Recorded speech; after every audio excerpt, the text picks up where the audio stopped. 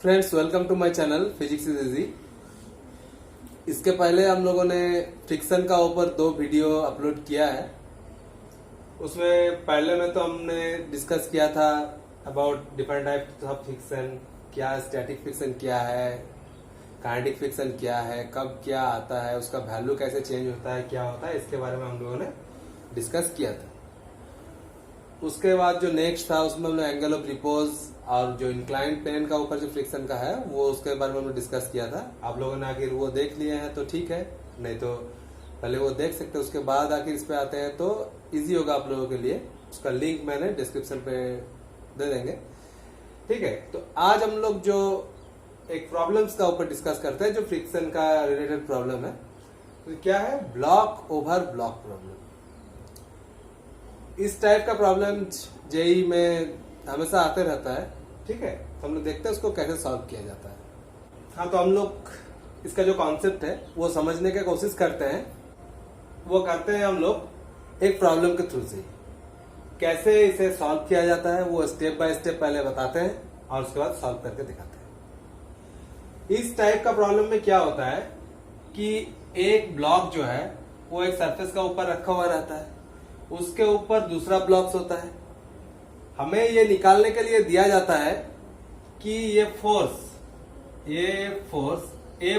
का maximum value क्या होगा, दिस एफ फोर्स का मैक्सिमम वैल्यू क्या होगा जबकि ये दो जो ब्लॉक है वो साथ साथ चलेगा। मतलब ये जो ऊपर वाला ब्लॉक है वो इसके ऊपर स्लाइड नहीं करेगा। ये अप टू कितना फोर्स तक हो सकता है ये हम लोगों को निकालने के लिए यहां पर देता है। तो इस टाइप का प्रॉब्लम जो है इसको सॉल्व करने के लिए क्या करना पड़ता है, पहला तो हमें जो निकालना है, फर्स्ट क्या निकालना है, इस सरफेस जो है, ये जो दोनों कनेक्टिंग सरफेस है इसका जो फ्रिक्शन है वो निकालना है और इसका फ्रिक्शन है, ये दोनों फ्रिक्शन निकालना है। तो दोनों लिमिटिंग फ्रिक्शन दोनों का निकालना है। ओके, तो आखिर इस सरफेस का जो है लिमिटिंग फ्रिक्शन उसको हम लोग ले लेते हैं। इस जगह का लिमिटिंग फ्रिक्शन जो है तो उसको हम लोग ले लेते हैं F1 और ये जो है इसको ले लेते हैं F2। तो F1 लिमिटिंग और F2 लिमिटिंग हमें निकालना है फर्स्ट। तो पहले हम लोग वो काम कर लेते हैं जो ये निकालना है। तो इसके लिए जो निकालने के लिए दिया हुआ है, अब हम लोग क्या निकाल सकते हैं, इस जो सरफेस है ए और बी का कनेक्टिंग सरफेस, इसका क्या दिया हुआ है, यहां पर दिया हुआ है कोफिशिएंट ऑफ फ्रिक्शन। और ये जो बॉडी है इसके लिए इस जगह जो काम करेगा नीचे का तरफ यहां पर वो क्या होगा, एम ए इंटू जी। सो इसके लिए नॉर्मल रिएक्शन जो यहां पर लगने वाला है वो जो आएगा ये N1 वो आ जाएगा M A into G. Clear. तो इस जगह का जो फ्रिक्शन है, सो फ्रिक्शन F1 जो लिमिटिंग उसका वैल्यू क्या होता है, mu into N. So mu into N1 हो जाएगा। इसका वैल्यू क्या हो जाएगा, म्यू का वैल्यू दिया हुआ 0.2 और N1 का वैल्यू क्या होगा, M A into G. M A 1 kilogram, G ले लेते हैं हम लोग 10। सो ये क्या आ जाएगा, that is equals to 2 frictional force, क्योंकि 10 ये पॉइंट चला गया, 2 इंटू 1 2। Okay, 2 Newton. F2 जो लिमिटिंग ये क्या हो जाएगा, इसके लिए हो जाएगा म्यू, ये म्यू1 जो था म्यू1 इंटू ये म्यू2 इंटू N2। N2 कितना होगा, N2 होगा इस सरफेस में जितना इधर ऊपर का तरफ जो नॉर्मल रिएक्शन लगा रहा है वो है N2। तो ये क्या होगा, क्योंकि नीचे का तरफ जो काम कर रहा है ये तो काम कर रहा है इन दोनों का वेट। सो नीचे का लिए हम लोग क्या लिख सकते हैं, नीचे का लिए हो जाएगा हम लोग का M A plus M B into G. So N2 equals to क्या हो जाएगा, μ2 यानी 0. इसको लिख देते हैं एक बार, ये हो जाएगा μ2 into N2 equals to MA plus MB into G. Clear? हमने जो निकाला F1L for this surface and F2L for this surface. अब इसका वैल्यू क्या हो जाएगा, ये तो है 0.2, MA plus MB 1 plus 3 equals to 4 into G का वैल्यू 10. तो इसमें क्या आ जाएगा, 2 4 जा 8 न्यूटन. क्लियर? तो ये जो फ्रिक्शन यहां पर लगने वाला है वो है 8 न्यूटन और यहां पर जो है वो लगने वाला है 2 न्यूटन. क्लियर? अब जो है फ्रिक्शन किधर किधर लग रहा है वो हम लोगों को देखना है, क्योंकि इधर फोर्स लगाया गया तो ये बॉडी का मूवमेंट इधर होने वाला है, तो इस सरफेस पे फ्रिक्शन तो लगने वाला है इस जगह. तो ये फ्रिक्शन जो हो जाएगा ये हो जाएगा F2L लिमिटिंग. क्लियर?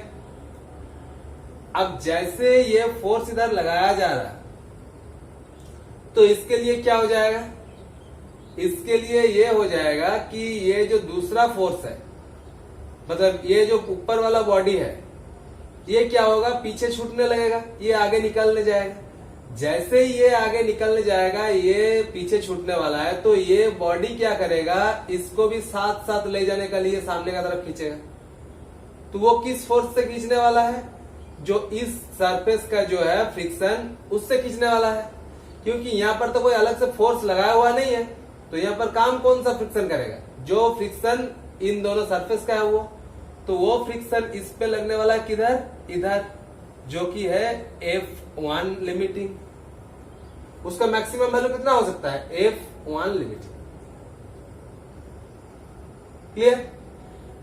अब देखो कि फ्रिक्शनल फोर्स तो कपल में काम करता है, तो ऑब्वियसली इस पे इधर काम किया तो फिर ये जो है इस पे भी वो इधर काम करने वाला है.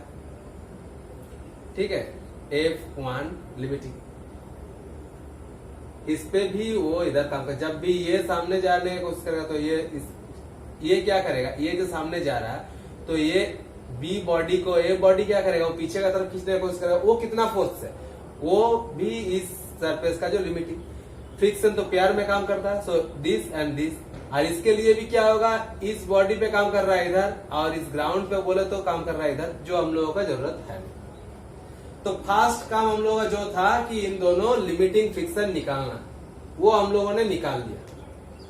ये हो गया नंबर 1 जो हम लोगों का करना है, ये हो गया 1 नंबर काम. अब सेकेंड काम जो है क्या करना है, जिस बॉडी पे सिर्फ फ्रिक्शन काम कर रहा है, मतलब जिस पे कोई एक्सटर्नल फोर्स नहीं है, उस बॉडी का एक्सलेरेशन निकालना है. क्लियर? क्योंकि इस बॉडी में क्या हो सकता है, ओनली फ्रिक्शनल फोर्स ही इसको साथ ले जा रहा है. इसके साथ साथ इस पे कोई दूसरा फोर्स काम नहीं कर सकता है. तो इस पे क्योंकि दूसरा फोर्स नहीं काम कर रहा, तो क्या हो जाएगा, ये एन जो है इस सरफेस से लग रहा है. ठीक है, तो ये दूसरा फोर्स क्योंकि इस पे नहीं काम कर रहा, तो ये लिमिटिंग फ्रिक्शन पे डिपेंडेंट है. इसका वैल्यू कम तो हो सकता है, लेकिन लिमिटिंग फ्रिक्शन से ज्यादा जो है उसका वैल्यू फोर्स नहीं हो सकता है. तो मैक्सिमम फोर्स इसमें इतना ही लग सकता है, इससे कम हो सकता है. आखिर जरूरत कम पड़े तो इस पे कम फोर्स लग सकता है, लेकिन इससे ज्यादा जरूरत पड़ने पे भी नहीं लग सकता है. अगर हमें इससे ज्यादा, जो इसका वैल्यू है कितना, F1L 2 न्यूटन, आखिर हमें चाहिए इससे ज्यादा. ठीक है, इससे ज्यादा चाहिए तो फिर भी हमें नहीं मिल सकता. यहाँ 3 न्यूटन चाहिए, नहीं हो सकता. मैक्सिमम 2 न्यूटन हो सकता है, इससे कम हो सकता है, 1 न्यूटन हो सकता है. आखिर मुझे कम चाहिए तो 1 न्यूटन हो सकता है, क्योंकि क्या होता है, स्टैटिक फ्रिक्शन अपने आप को एडजस्ट कर सकता है, लेकिन उससे ज्यादा नहीं हो सकता. तो ये हो गया. अब हमें इसका एक्सेलरेशन निकालना है, मैक्सिमम एक्सेलरेशन इसका कितना हो सकता है. तो सेकेंड काम क्या होगा कि मैक्सिमम एक्सेलरेशन जिस बॉडी में सिर्फ फ्रिक्शन लग रहा है उसका निकालना है. तो उसका मैक्सिमम एक्सेलरेशन क्या होगा, ए मैक्स ले लेते हैं, उसका कितना हो सकता है, ए ऑफ ए मैक्स कर देते हैं तो समझ में आएगा, ए ऑफ ए मैक्स ये ले लेते हैं। ए ब्लॉक का मैक्सिमम एक्सेलरेशन कितना हो सकता है, उसमें मैक्सिमम फोर्स ये लग सकता है F1L बाय उसका मास ma। सो क्या हो सकता है, F1L equals to 2, ma equals to 1। So ये हो गया 2 मीटर पर सेकेंड स्क्वायर। ये हो गया सेकेंड केस। अब तीसरा स्टेप जो है जिससे हम लोग अपना जो वैल्यू जो चाहिए हम लोग वो निकाल सकते हैं। अब देखना है यहाँ पर फ्रिक्शन क्यों आ रहा है, क्योंकि ये फोर्स लग रहा है, ऐसे फ्रिक्शन फोर्स नहीं लगा था इधर, तो इसके ऊपर ये खड़ा रहता, कोई फ्रिक्शन भी, इसका मूवमेंट ही नहीं रहता, कोई रिलेटिव मोशन ही इस जगह नहीं होता, तो फिर यहाँ फ्रिक्शन का कोई जरूरत है नहीं। लेकिन जब भी हम लोगों ने ये फोर्स लगाया तो ये आगे जाने लगा, ये आगे जाने लगा, तो फिर इस जगह रिलेटिव मोशन स्टार्ट होने का कोशिश हुआ, तो अप टू दिस फोर्स ये तो रिलेटिव मोशन को रोक सकता है। उसके बाद इससे ज्यादा मतलब ये फोर्स का एक लेवल होगा, एक वैल्यू होगा जब तक ये रिलेटिव मोशन को रोक सकता है, उस टाइम लिमिटिंग फ्रिक्शन काम करने वाला है। लेकिन उससे ज्यादा हो गया तो क्या होगा, फिर ये रोक नहीं सकता है, तो ये आगे चला जाएगा, ये नीचे गिर जाएगा। और ये उससे कम भी होगा तो भी ये रोक सकता है, क्योंकि ये फ्रिक्शन तो एडजस्ट करके कम हो सकता है। ठीक है, तो अब इसका मैक्सिमम वैल्यू कितना निकाल सकते हैं। अब उसका मैक्सिमम वैल्यू तभी होगा, देखो जितना एक्सलेरेशन ए का जो मैक्सिमम एक्सलेरेशन है ऊपर वाला का, इसका तो और ज्यादा नहीं हो सकता, तो आखिर दोनों को साथ साथ जाना है, तो दोनों का एक्सलेरेशन तो सेम होना है ना। तो ये तो ऊपर वाला का जो फ्री बॉडी डायग्राम वहां से हम लोग बोल सकते थे A max equals to A by M. अब नीचे का जो है इसका फ्री बॉडी डायग्राम बना के उसके लिए भी निकालते हैं कि इस एक्सलेरेशन से जाने के लिए वो कितना फोर्स चाहिए। तो बी ब्लॉक के लिए फ्री बॉडी डायग्राम बनाते हैं, तो इसके लिए इधर जो फोर्स है जो निकालना है हम लोगों का वो है F। पीछे का तरफ क्या क्या काम कर रहा है, पीछे का तरफ दो फोर्स काम कर रहा है, एक F1L और एक F2L।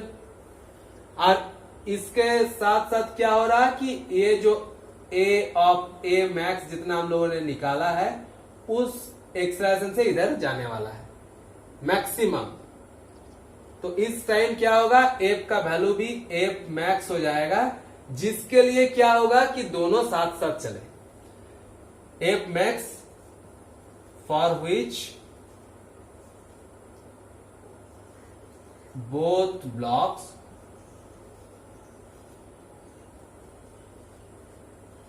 Moves together.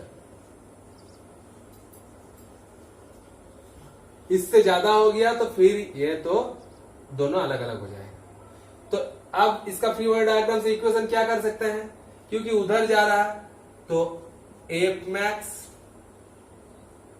माइनस